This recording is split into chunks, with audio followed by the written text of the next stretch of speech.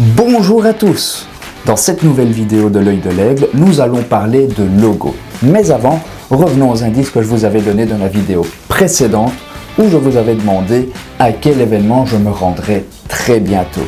Ces indices étaient des mangas, des jeux d'ordi, le logo du Borussia Dortmund et la photo d'un salon ou d'une convention.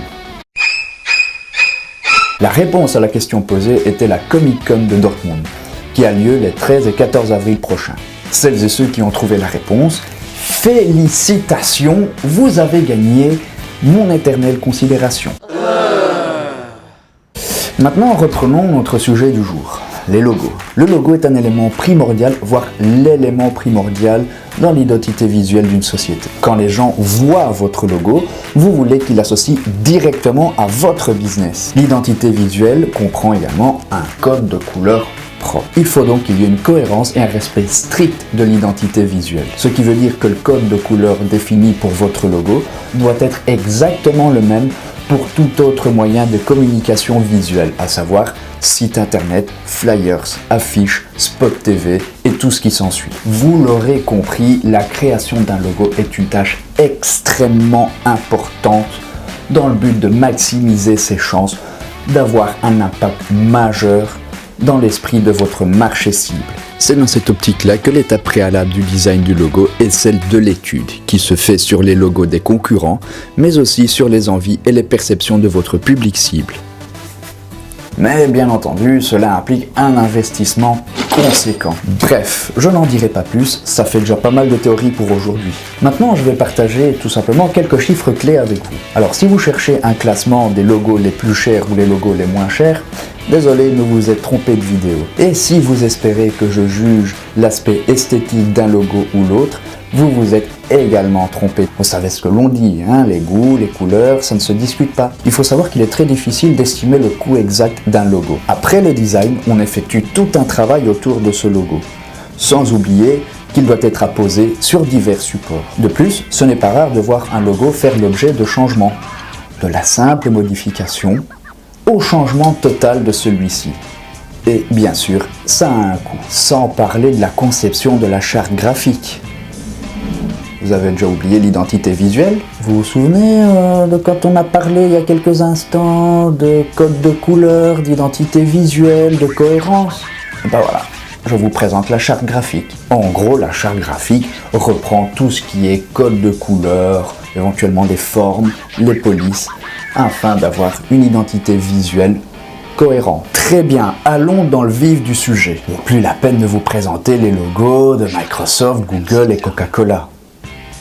Bon d'accord, juste pour le plaisir, les voici. Sachez que la création de ces logos, que même les martiens doivent connaître, n'a rien coûté.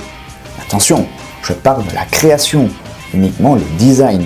Pas tout ce qui vient après. Mais il faut quand même reconnaître que c'est un avantage d'avoir dans son équipe quelqu'un qui sait faire des logos. Microsoft, Google et Coca-Cola ont aujourd'hui une identité visuelle qu'on peut reconnaître parmi des milliers, ce qui a contribué au succès écrasant de ces trois géants. La création du logo de Twitter aurait coûté 15 $. Et nous parlons encore une fois d'une immense boîte. L'équipementier sportif Nike aurait dépensé entre 35 et 50 $ pour la réalisation de leur logo, créé par une étudiante en graphisme et qui est aujourd'hui aussi connue que les 4 logos cités précédemment. Alors je rappelle ici que le but n'est pas de faire un classement, mais de voir les sommes d'argent qui peuvent tourner autour d'un logo, que ce soit pour la création, la modification ou... Bon, je n'en dirai pas plus. Disons que là maintenant, nous allons parler de grosses liasses de billets. Les frais liés au logo des Jeux Olympiques de Londres qui ont eu lieu en 2012 tournent autour des 550 000 €. Alors bien entendu, il ne faut pas oublier tout ce qui a été fait avec ce logo. Je citerai notamment le fait qu'il a été apposé sur des bannières, des drapeaux, des abribus, des points de vente. Et puis bon, il ne faut pas s'étonner qu'après, on se trouve avec une note pareille. Mais si en entendant cette somme, vous faites déjà de grands yeux, alors accrochez-vous. Non mais je suis sérieux, hein.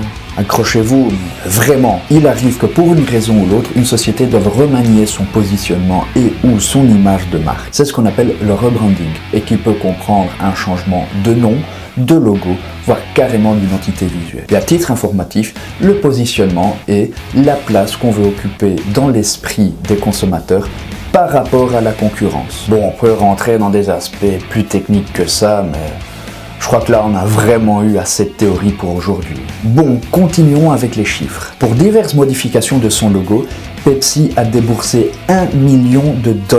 Tous ces efforts pour essayer de détrôner Coca-Cola, mais qui ne semble pas déstabilisé par son éternel concurrent. British Petroleum a investi un peu moins de 186 millions d'euros pour leur campagne de rebranding.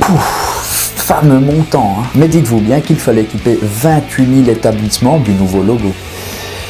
Et cet investissement n'a tout de même pas empêché certains d'affirmer que le pétrole ne faisait pas bon ménage avec la couleur verte.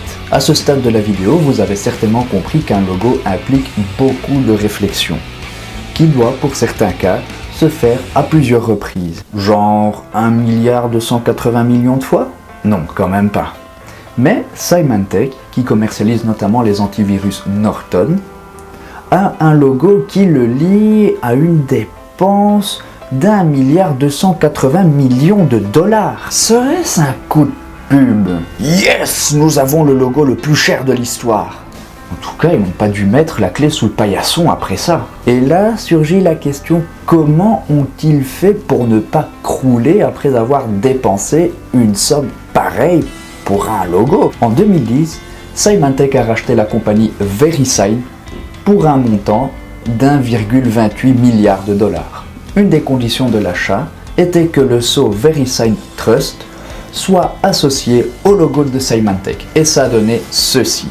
Le sceau VeriSign Trust est utilisé pour authentifier les certificats de sécurité pour des sites tels que les sites d'achat en ligne, et ce afin de rassurer les utilisateurs de ces sites-là. Et pourquoi incorporer le sceau VeriSign Trust dans le logo de Symantec? Tout simplement pour faciliter la communication et parce que le sceau était déjà bien ancré dans l'esprit des utilisateurs. En gros, la création et le travail autour d'un logo n'a pas coûté 1,28 milliard de dollars. C'est tout simplement une société qui achète une autre et qui implique un changement au niveau du logo. C'est tout pour aujourd'hui, merci d'avoir visionné cette vidéo et n'hésitez pas à vous abonner à ma chaîne. Le prochain sujet concernera certains objets qu'on croyait has-been, voire perdus à jamais, c'est-à-dire le vintage. Et pour rappel, n'oubliez pas que le 13 avril, je me rends à la Comic Con de Dortmund où je ferai un reportage, le premier reportage qui sera publié sur cette chaîne. D'ici là, je vous dis à très bientôt.